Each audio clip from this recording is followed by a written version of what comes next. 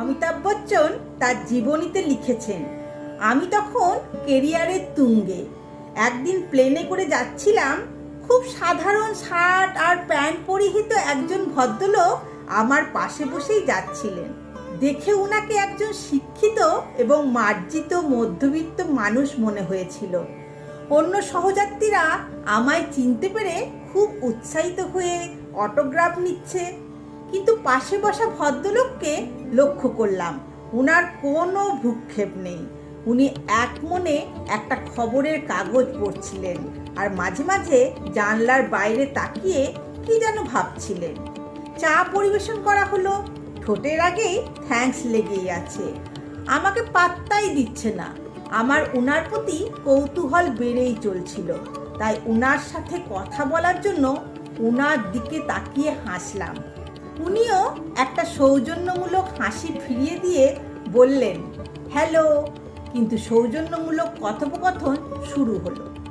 আমি নিজে থেকে সিনেমা প্রসঙ্গ উত্থাপন করলাম। জিজ্ঞাসা করলাম, আপনি সিনেমা দেখেন?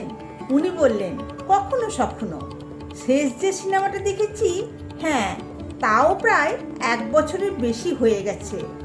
বললাম, আমি ওই ফিল্ম ইন্ডাস্ট্রিতেই আছি। উনি উৎসাহিত হয়ে বললেন, দারুণ ব্যাপার, তা আপনি কি করেন? বললাম, আমি একজন অভিনেতা। প্রত্যুত্তরে বললেন, দারুণ, ব্যাস এই পর্যন্তই। প্লেন ল্যান্ড করার পরে আমি ভদ্রলোকের দিকে করমর্দনের জন্য হাতটা বাড়িয়ে দিয়ে বললাম, আমার নাম অমিতাভ বচ্চন। উনি মাথা নত করে আমার হাতটা ঝাঁকিয়ে দিয়ে বললেন, আপনার সাথে পরিচিত হয়ে দারুণ লাগলো।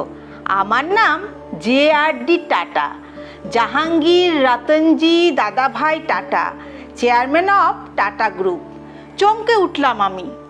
ওই দিনের ঘটনা থেকে একটা বিষয় শিখলাম, যত বড়ই হয় না কেন, আমার থেকেও বড় কেউ না কেউ আছে, কিন্তু তার দৃষ্টিটা সর্বদাই মাটির দিকে।